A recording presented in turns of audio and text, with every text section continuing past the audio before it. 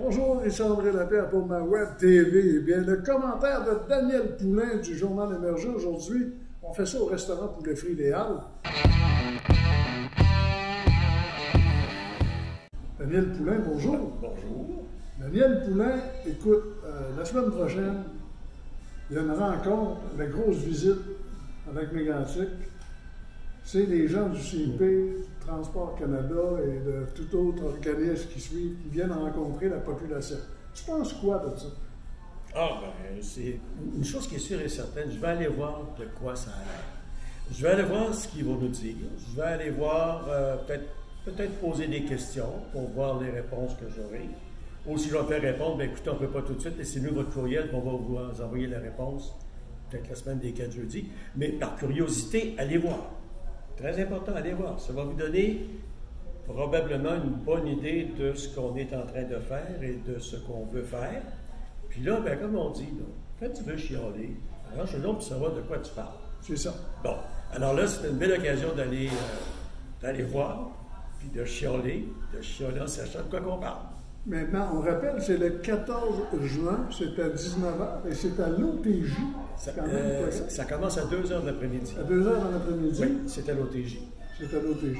Bon. Fait que les gens qui veulent en savoir un peu plus sur ce qui se passe, en tout cas, du côté du CIP, ben, on peut toujours avoir de l'information. Déplacez-vous et allez voir l'information qu'ils vont vous donner. Maintenant, Daniel, écoute, il y a eu un sondage à Frontenac. Oui. Il y a eu un sondage à Mantes et en exclusivité sur ma Web TV avec notre ami Daniel, on a le résultat de Mantes. De très, très bonnes sources, ce matin, j'ai appris que c'était 88,5% contre. Et ce sondage-là a été fait exactement avec les mêmes paramètres que le sondage qui a été fait à Frontenac. C'est M. Lucas qui était à la base de ce sondage-là aussi. C'est lui qui a fait l'analyse des résultats. Et ça sort à 88,5% contre. Les détails sont dans l'écoute Frontenac de cette semaine, soit dit en passant. Oui, on a dit cette semaine. Et puis, ça démontre une chose, c'est que les gens de Nantes, tout comme ceux de Frontenac, sont contre cette voie de contournement. Et les espions m'ont dit également que ça commençait à Lac-Mégantic très sérieusement, le sondage aussi. OK, ça veut dire qu'il va être réalisé à Lac-Mégantic aussi. Il reste quelques détails à régler et le sondage va se faire aussi à Lac-Mégantic. Alors, imaginez pendant 5 minutes que le sondage à Lac-Mégantic, mettons, tombe à 80% contre la voie de contournement telle qu'on la propose présentement, le projet qu'on a sur la table. Je ne sais pas, mais il me semble que quelques politiciens vont devoir peut-être prendre des décisions, réviser leur position et puis se demander, en fin de compte, est-ce qu'effectivement ce projet-là est un rétablissement psychologique pour la population? Et là, je vais vous en compter une autre. Oui. Vous savez que les arpenteurs sont présentement sur le terrain. Oui. OK? Et on avait lu quelque part qu'il y aurait des rubans de différentes couleurs pour donner les différentes largeurs. Alors là, présentement, d'après ce qu'on m'a dit sur le terrain, tout ce qu'on a, c'est la largeur de l'emprise juste pour la voie. Ouais.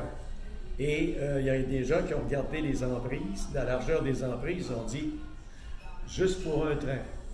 Non, ça n'a pas de sens.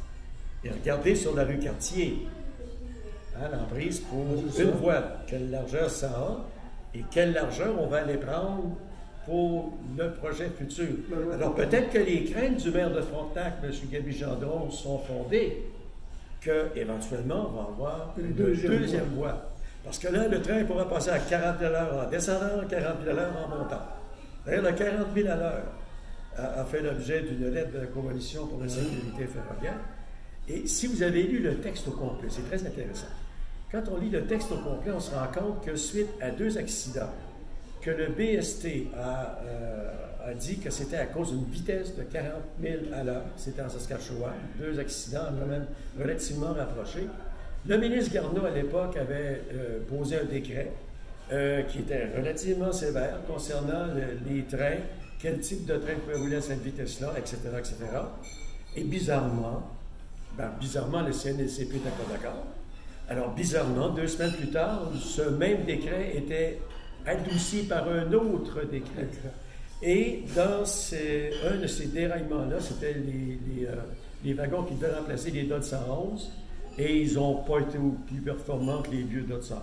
Donc, en résumé, en bout de ligne, on commence à se poser, j'espère, de très, très, très sérieuses questions sur le sérieux de certains politiciens qui appuient cette voie de contournement quand on voit que de tout bord, de tout côté, quand même, il y a des réserves à se donner. Parce que comme on dit dans les lettres de la coalition, si jamais il y avait un wagon qui déraillait à côté de chez Tafisa et des montagnes de chips, je sais ça pas, peut brûler longtemps. Ça peut brûler très, très, très, très longtemps. Le danger, ils vont nous dire, le danger minimal. Mais regardez, pensez à un block train de 1,5 km de long à 40 000 à l'heure. Je sais pas, mais moi, ça commence à me faire peur un petit peu. Daniel Poulain, on rappelle aux gens, mardi le 14 juin. Ça commence à 2h, c'est à l'OTJ. On invite les gens à aller faire un tour pour voir, poser des questions. Pour ceux qui sont sceptiques ou encore qui craignent, posez des questions. Et on vous rappelle 88,8%. 88,5% contre du côté de Nantes. Et le sondage débute à Lac-Mégantic. Daniel Poulain, merci. C'est un plaisir. Bonne semaine. Je vous invite à lire le blog et visiter le site internet, lejournalemergé.com avec Daniel Poulain.